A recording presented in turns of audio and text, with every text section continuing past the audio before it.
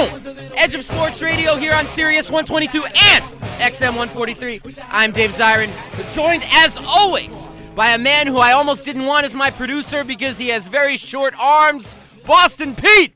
BP, how you doing, man? Dude, what in the world is Bill Belichick doing right now? Just shaking and moving? Honestly, probably having sex with your mom. I mean, I don't mean your mom. I mean, but someone's mom. But that's just what Bill does. You know, that's how he rolls. Maybe, I don't know, man. I shouldn't have said your mom. Your aunt? But listen, BP, dude, I got to tell you, that short arm joke, did you get the reference of what I was talking about? I did not. The stupidest part of the draft last night, not named Tim Tebow. And we're going to talk about Tim Tebow for a second. But the stupidest part was the fact that a certain offensive lineman from Iowa named Bryan Bulaga, who I like to call him Boogala. It rolls off the tongue. I like Boogala too. Let's call him Boogala for the show. Bryan Bulaga, who if he had come out last year after his junior year would have been a top 5 pick, dropped in the draft this year, and the number one reason that scouts could give for why he dropped was that his arms were shorter than they thought.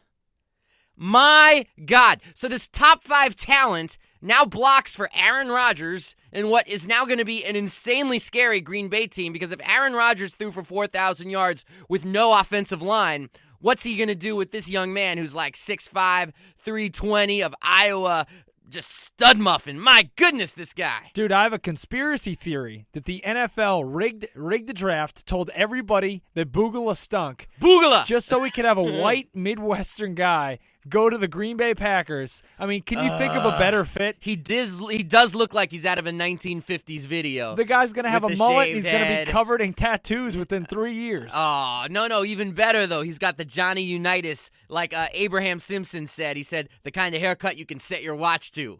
Just buzzed out, which is cool as hell. But like I said, that was the stupidest part of the draft last night. Other than the Broncos taking Tim Tebow. And, dude, we got to talk about this for a second, because Josh McDaniels is from your neck of the woods, from Belichick country. And once again, I'm sorry about saying Belichick had relations with your family, but you know he's got that rep for liking the older ladies. Oh, I didn't get either of those. You didn't get the first two references. He was named in like this person's divorce case because he was. I didn't get the short arms reference or Belichick banging my mom reference. Okay, see, Belichick likes the Cougars. Okay. And by the Cougars, I don't mean the team from Brigham Young. I mean, like, he likes the Cougars.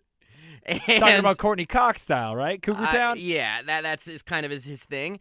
And the short arm thing is just funny to me because it speaks to me the stupidest part of the NFL draft. And I love the draft. And we're going to be talking about the draft a lot today. But the stupidest part is the way little pieces of conventional wisdom seem to get under the skin of all the teams to the point that it makes them all fuzzy-headed. I'll give you another example of it. Jimmy Clausen is a bad leader.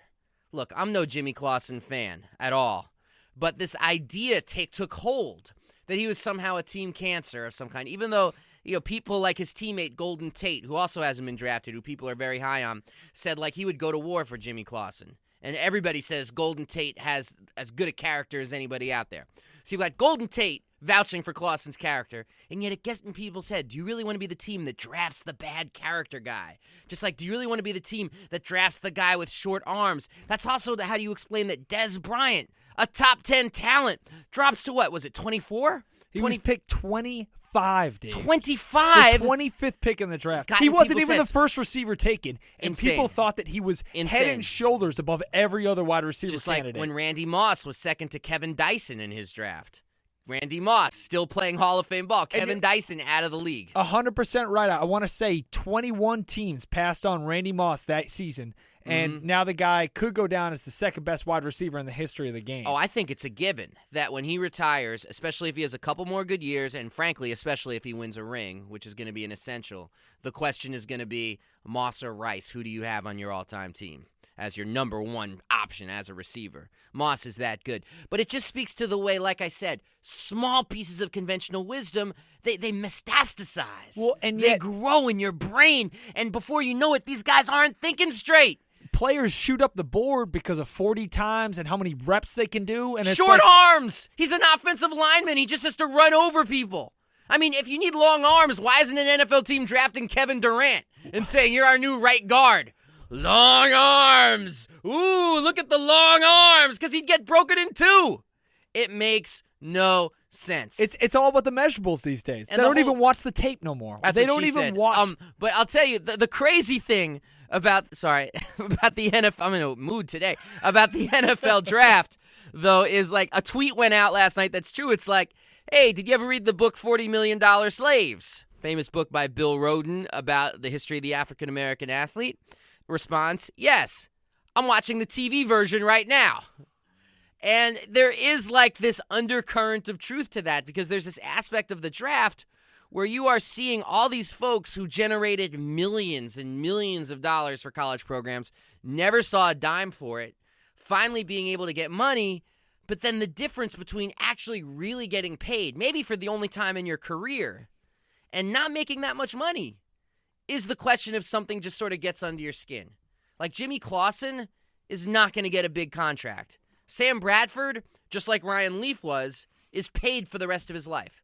Ryan Leaf will never have to work again, even though he was a horrible NFL quarterback, because he was the number 2 pick. What kills me, Dave, is that these guys bring in so much money. All right, let's take Des Bryant, for example. Des Bryant and Zach Robinson led this Oklahoma State team to a BCS Bowl a couple years ago. Right. Or near BCS Bowl. Great team. Tons of money came in. Tons of television exposure.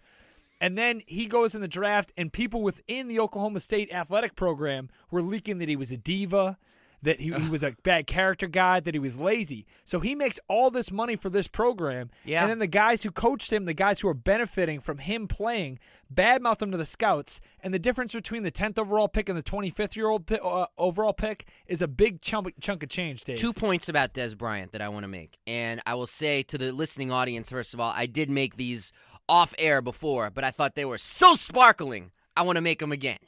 And that's more for the folks in the studio here, so they know I'm keeping it real for everybody. First thing, Keeps it real. they say that he has bad character because his mom was 12 when he was conceived. I believe she was 13 when he was born. He grew up incredibly poor. Why is that bad character? Why aren't we instead saying, my God, it's 1,000,000 to 1 shot that someone can come out of those circumstances? Because let's face it, when I talk to pro athletes, this is just the truth. They never say they were. I always say, ask them, like, were you like the best athlete by far in your neighborhood, whatever? Without question, they all say, no, I could definitely name people who are better athletes than me. But they just, it's about that hard work factor and about the discipline factor. All the time, there were people on the schoolyard who schooled Michael Jordan. I mean, that whole thing about him getting cut from his 10th grade varsity team, and when he was in 10th grade, that's a real story.